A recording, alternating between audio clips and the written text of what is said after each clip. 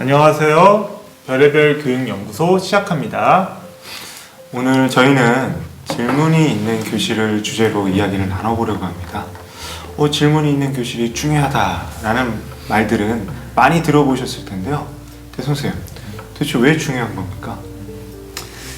질문이 가지는 가치에 대해서 한번 말씀드릴게요. 첫째로 학습 동기를 학생들이 이미 갖고 있다라는 거를 이제 질문이 아마 내포하고 있지 않을까 싶고요.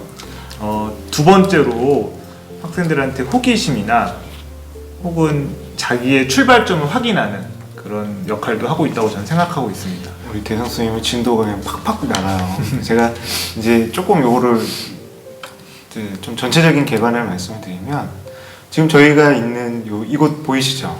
굉장히 큰 강의실입니다.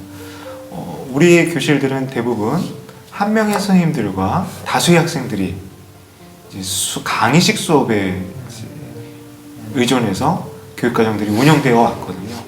그래서 우리가 수업이 바뀌어야 된다, 교육이 변화해야 된다라는 많은 요구들이 있으셨잖아요. 근데 그런 것들은 다 일단 제외하고 우리 수업들이 바뀌는 그런 다양한 모습들 속에서 질문이 있는 교실은 하나의 지향점처럼 이게 논의가 되는 거예요.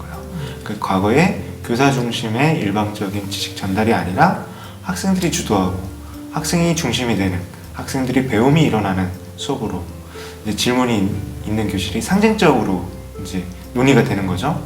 그래서 저희가 굉장히 유명했던 영상이 있습니다. 오바마 대통령이 우리 대한민국의 교육을 극찬을 하셔요. 그리고 나서 이제 한국인 기자들한테 발언권을 줍니다. 나한테 질문할 수 있는 기회를 드리겠다. 얼마나 영광스러운 이야기입니까? 어떤 일이 일어났습니까, 교수님? 저도 그 영상 보고 참 충격이 있었고요. 그 많은 한국 기자들이 꿀먹은 벙어리가 돼서 한 번, 두 번 기회를 줬는데도 말씀을 못 하시는 거예요. 근데 제가 또 거기서 돌발적으로 중국 기자가 나서서 본인이 대신 질문하겠다라고 하는 그런 웃지 못할 상황까지 연출이 되었습니다. 우리 교육이 나아갈 방향을 이제 보여주는 하나의 단면일 것 같아요. 또 그럼 우리 여기서 얘기 안 할 수가 없는 게 이스라엘이죠. 우리의 교육은 항상 이스라엘 교육과 비교가 많이 됩니다. 어떤 갖고 있는 국민들의 뛰어난 역량들일 것 같은데, 근데 이스라엘하고 우리하고 극명하게 달라지는 게 있어요. 노벨상. 맞습니다. 자, 얘기를 해주세요. 근데 전 세계의 이 유태인들의 비율이 한 3%라고 하는데, 그 노벨상 수상자들의 그 비율은 거의 40%. 그 정말 뛰어난 업적을 갖고 있고, 그 업적의 그 원인이 무엇인가를 많은 분들이 이렇게 연구를 했더니 교육에 있다. 여기까지만. 교육에 있다. 그래서 우리 참 안타깝습니다. 저희가 글로벌 창의 지수에 대한 측정 결과를 봤을 때 우리나라가 갖고 있는 역량들은 굉장히 높아요. 그리고 우리가 OECD 그 피사 평가 결과도 보면 주요 교과에서 우수한 성적을 나타내는데, 그런 것들이 사회로 이루어지고 인재의 초점을 맞추고 창의성에 대한 포용으로 봤을 때는 기대 이상의 만큼의 이제 성과는 없거든요. 그러니까 물론 이 지표는 그것이 전부라는 이야기는 아닙니다. 그래서 우리가 수업이 바뀌어야 된다라는 것도 귀결이 되는 게 학생들에게 단순히 지식을 전수하는 게 아니라 학습의 주체로 거듭나게 하자라는 그런 논의들이 있었어요. 그럼 질문이 있는 교실, 어떤 교실 속 수업을 생각하면 될까요? 우선은 이제 그 분위기가 지금 이렇게 학생들이 좀 자유롭게 말할 수 있는 그런 조성이 되는 그런 수업 분위기가 좀 필요할 것 같고요. 그리고 정답이 딱 하나 정해져 있는데 그거를 이제 맞추는 수업이라면 아이들이 이제 정답에 대한 부담감, 그래서 상당히 말이 어려울 것 같아요. 그래서 약간 개방형 질문, 약간 개방형 수업이 그런 질문을 더 많이 유도하지 않을까 싶습니다. 우리 대성 쌤 얘기를 들으니까 우리 대성 쌤은 항상 정답을 얘기하니까 제가 우리 대성 쌤하고 에피소드를 하나 얘기하겠습니다. 우리 대성 쌤과 제가 세월이 빠르네요. 한 10년 됐나 봐요. 저희가 호주에 갔던 적이 있었습니다. 그래서 호주에 가서 호주의 이제 수업 모습을 보게 되었어요. 모습을 보게 됐는데, 이제 선생님이 이제 앉고 아이들이 이렇게 똘레 이렇게 둘레 이렇게 모여서 앉습니다. 앉는데 굉장히 인상적이었던 게 선생님들이 설명을 하고 나서 선생님이 학생들을 응시하면 학생들이 이제 서로 돌아가면서 자연스럽게 질문을 하는 거예요. 그런데 그 모습들이 굉장히 낯설게 느껴지는 겁니다. 선생님과 학생들이 그런 것들이 자연스럽게 생활화되어 있다는 것이죠. 근데 우리 교실 속 한번 수업의 모습을 볼게요.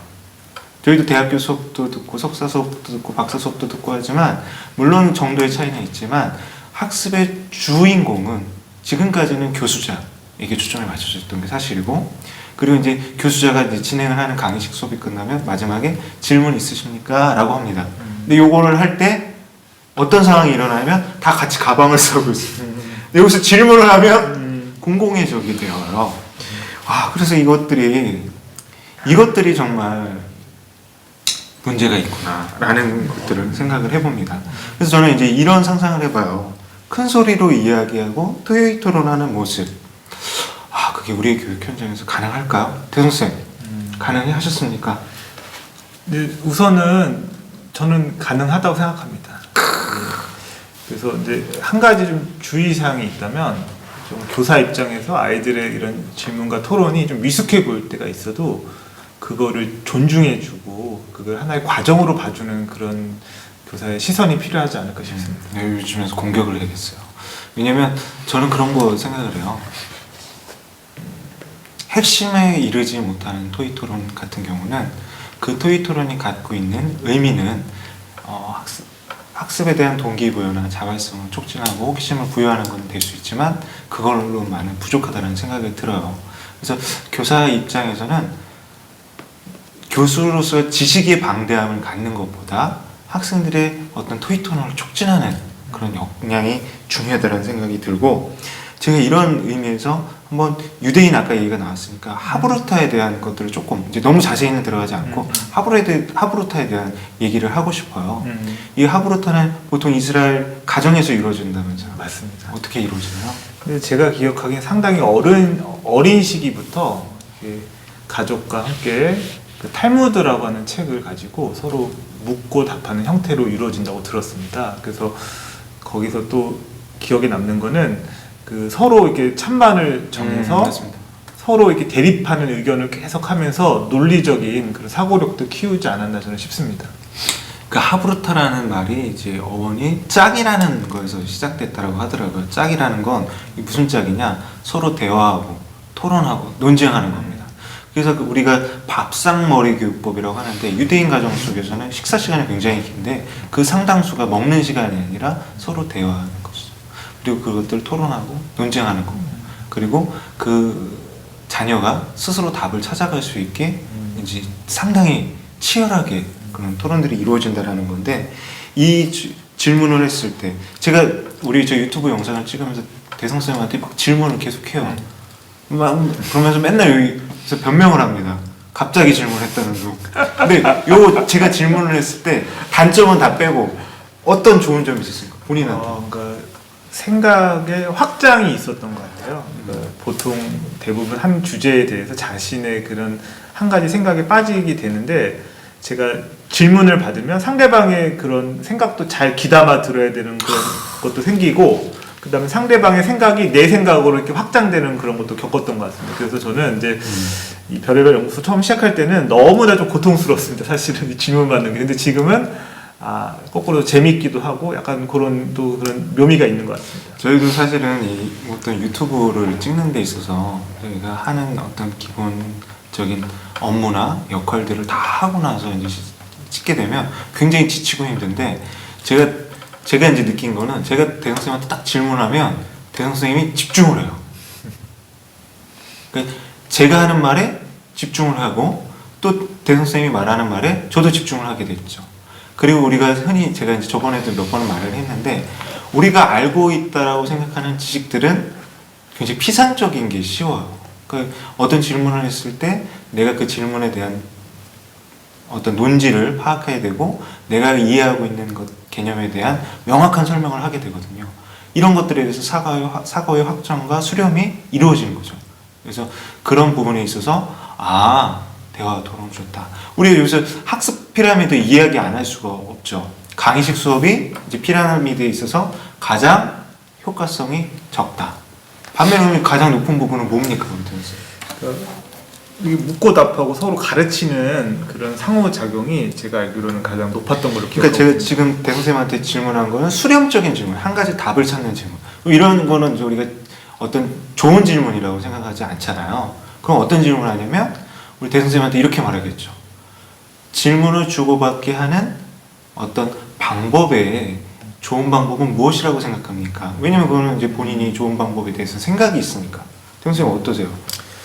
그래서 근데 학생들한테 최대한 그런 질문에 지금 이런 동참을 이제 유도하기 위해서는 이제 우선은 그 아까 처음 말했던 그런 분위기 조성도 필요하고 공동의 관심사를 끌어내는 것도 중요하고 그리고 이제 그거를 이렇게 생각을 모아가는 과정도 학생들하고 이제 경험도 필요하고 예, 그래서 뭐 쉽게 답하기는 어렵지만 이런 수업 자체에서 이렇게 아까 말한 것처럼 한 갈래 길이 아니라 여러 갈래 길로 갈 수 있는 수업의 이런 목표나 재구성이 있다면 이런 질문도 좀 많이 나올 수 있지 않을까 싶습니다. 저는 이거에서 우리 대성 선생님이 이제 애정하는 수업 형태가 있습니다. 디자인 싱킹을 얘기하고 싶어요. 그러니까 뭐냐면 공감적 관찰에서 시작을 하게 되거든요. 물론 문제 인식과 반결의 과정에서 공감적인 관찰을 하고 사고가 이렇게 확장이 됐다가 또 수렴이 됐다가 또 확장이 되는 이런 것들을 교사들이 촉진하는 역할, 질문을 통해서 질문이 주고받는. 그래서 저희가 지난번에 리뷰를 했던 창의성을 키워주는 수업이란 무엇인가 라는 질문을 던졌을 때 활동적인 수업이 될 수도 있지만 문답식 수업이 또 될 수가 있다. 그 문답식 수업은 강의식과 결합된 아주 간편한 수업임에도 불구하고 그 효과성은 버금간다라는 이야기를 했었거든요. 그래서 저희가 저 같은 경우는 이제 살짝 실질적인 노하우를 말씀을 드리면 왜, 어떻게, 무엇을이라는 골든서클 질문법을 활용하기도 하고 그리고 토익토론 기록 중에 PMI 장점은 무엇입니까? 단점은 무엇입니까? 그럼 이쪽에서 당신의 어떤 개선사항이나 당신이 흥미로웠던 점은 무엇입니까? 라는 대화의 단계가 있거든요. 그러니까 질문도 그냥 막 무작정 던지는 게 아니죠. 취조하듯이 던지는 게 아니라 그런 사고의 확장과 수렴을 돕는 형태로 이루어지면 좋을 것 같다라고 생각을 하거든요. 그러면 우리가 실제 사례를 들어봐야겠죠. 우리 대성 선생님이 여러 가지 수업들을 하셨잖아요. 예. 그런 한번 예를 한번 들어주셔요. 제가 이제 다리 만들기라고 하는 그런 그 여러 가지 구조물과 그다음 안정성 그런 실험을 했었습니다. 그래서 학생들이 이제 다리를 만드는데 어떤 학생들은 이렇게 끈으로 그 다리 사이를 이렇게 지탱해주는 보조 기구를 만드는 학생들도 있었고 어떤 아이들은 이제 구조물 자체를 튼튼하게 만드는 학생들도 있었고 또 어떤 학생들은 뭐 양쪽의 무게 중심을 무겁게 해서 안정감을 높이는 방법도 있었는데 근데 그게 사실은 이게 과학적으로는 엄밀하게 이렇게 변인 통제가 되진 않았지만 아이들이 그 긴 다리가 저희도 이게 큰 대교를 넘어서 왔는데 그런 다리가 지탱하고 유지할 수 있는 거에 대한 아주 호기심을 줬던 것 같고 그 이후에 아이들이 이제 거기에 영향을 주는 것들에 대해서 후속 학습을 이어갈 수 있었거든요. 그래서 이런 현실과 좀 맞닿아 있는 그런 질문, 수업 이런 게 저한테는 좀 의미가 있었습니다. 저도 이제 수업 프로젝트를 아는데 우리 대성 쌤이 이제 얘기한 게 조금 부족할 거여서 덧붙이면 스파게티 면으로 구조물을 만든 것이었죠. 맞습니다. 그러니까 여기에 굉장히 어떤 힘의 분산이라든지 지탱하는 구조라든지 이런 부분에 있어서 핵심 개념을 이해할 수 있었던 질문들을 상당히 잘 주고받으셨고 그리고 거기서 본인의 아이디어를 첨가하기 때문에 창의적인 생각들을 담잖아요. 근데 사실은 우리가 창의적인 과정들을 많이 이제 요구를 하지만 그런 것들에 대해서 이제 다른 사람들 앞에서 자신이 생각을 발표함으로써 그 상대방도 그 창의성을 이해하고 그 아이디어에 대해 지지를 할 수 있는 거거든요. 그런 것들이 창의적 풍토라고 생각을 하는데 질문이 있는 교실은 그런 부분에 의해서 창의적 학교 환경으로 가는 굉장히 큰 촉매가 될 것 같아요. 허용적인 분위기, 실패나 도전을 두려워하지 않는 태도, 그리고 그것들에 대해서 갖고 있는 창의적 효능감들을 느낄 수 있게 하는데 이것들이 이제 우리가 조금 더 관심 있는 분야와 좀 확장을 하자면 우리 질문이 있는 교실, 학생들이 주체로 거듭난다면 미래의 역량, 어떤 관련이 있을까요? 저는 이제 여러 역량이 있죠. 뭐 창의적인 사고, 그리고 이제 커뮤니케이션, 의사소통, 뭐 이제 콜라보레이션, 뭐 우리 4C라고 하는 미래 역량과도 관련이 있을 것 같고요. 그리고 이제 질문 자체가 갖는 또 이런 학습자의 주도성을 갖게 하는 측면. 그래서 역량을 조금 정리하자고 하면 이런 창의적인 것을 확장시켜주는 역량, 그리고 이런 관계를 더 단단히 맺게 해주는 역량, 그리고 교수학습에 있어서 주도성을 좀 키우는 역량이 있지 않을까 저는 지금 불현듯 생각이 났습니다. 맞습니다. 저도 이제 그거에 대해 공감을 하고요. 저희가 앞으로는 집단지성의 시대, 협업의 시대라고 하는데 사실 제가 이제 근무하는 환경은 대성 쌤이 근무하는 환경에서 굉장히 좋죠.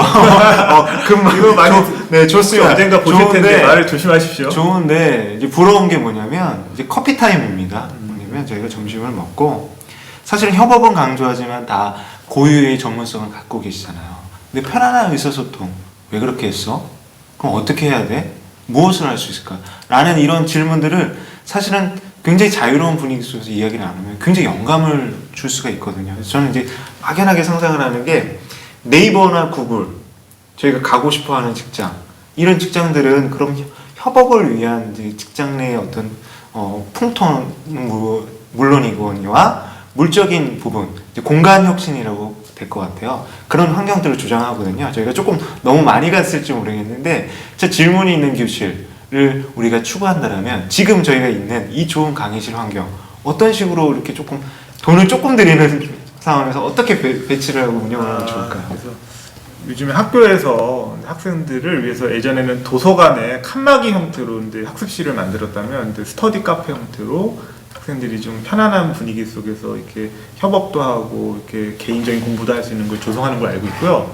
게다가 제가 깜짝 놀란 게 있습니다. 어느 학교에서는 교무실을 아주 분위기 있는 카페처럼, 그리고 칸막이도 없애고, 그리고 약간 이렇게 천장에도 조명을 이렇게 아름다운 조명을 줘서 집중력도 높이고 업무 효율을 높이는 그런 학교도 봤거든요. 그래서 학교 현장도 어느 정도 공간 혁신이 좀 이루어지고 있고, 지금 아까 말씀하신 우리 지금 현재 강의실을 말씀하신다면 저는 책상의 크기를 좀 줄이고, 요새 이렇게 벌집 모양 많이 하잖아요. 이게 좀 이동을 좀 자유롭게 했으면 좋겠다는 제 개인적인 생각을 갖고 있습니다. 그러면 저희가 이거 참 갑자기 얘기하다 보니까 저희가 이렇게 갔는데, 이 공간 혁신에 대한 얘기 다음 영상에서 더 많이 얘기를 하기로 하고, 예. 질문이 있는 교실 요 부분을 조금 정리를 하면서 마무리를 했으면 좋겠다는 생각을 합니다. 우리 대선쌤, 질문이 있는 교실, 자 이제 학습의 주체로 학생들이 거듭나게 하는 아주 훌륭한 방법이기는 분명해요. 교육 현장에, 그리고 또 동료들에게 하고 싶으신 말씀이 있다면. 그러니까 질문이 학습의 질을 좌우한다는 말이 있습니다. 그리고 이제 과거에는 그 어떤 정해진 질문에 대한 답을 찾는 학생이 필요한 인재였다면, 앞으로의 미래 인재는 스스로 사회에 대해서 질문할 수 있는 인재가 필요하다고 저는 이렇게 많이 얘기를 들었거든요. 그래서 이 질문이라고 하는 게 참 많은 걸 내포하고 있어요. 그래서 개인적으로는 자기주도적인 학습자, 또 이런 학습 환경에서는 허용적인 분위기, 그리고 나아가서는 사회에서도 이 질문은 이런 사회 참여까지 이끌어가는 이런 하나의 원동력이다라는 생각이 들어요. 그래서 저는 이제 마지막 정리 발언으로 질문, 필요한 것이 아니라 꼭 해야 한다고 저는 생각합니다. 예, 이상입니다. 아유, 맨날 이렇게 정리를 잘 해주셔서 저도 그럼 정리를 해보겠습니다. 저는 이렇게 말하고 싶어요. 수업의 완성은 질문이다. 예전에 저희가 공자와 관련된 예화들을 많이 들었지 않습니까? 근데 제자들이 공자한테 와서 질문을 합니다. 그러면 공자는 다시 제자한테 질문을 합니다. 질문을 주고받는 과정에서 제자들은 깨달음을 얻죠. 우리의 교육이 지향하는 방향, 학습의 주체로서 질문할 수 있는 학생, 질문하는 사회 구성원, 그리고 스스로의 질문을 던지고 그 답을 찾아갈 수 있는 인재들을 양성해야 되지 않을까 이렇게 생각합니다. 자, 마치시죠? 오늘은 이것으로 마치겠습니다.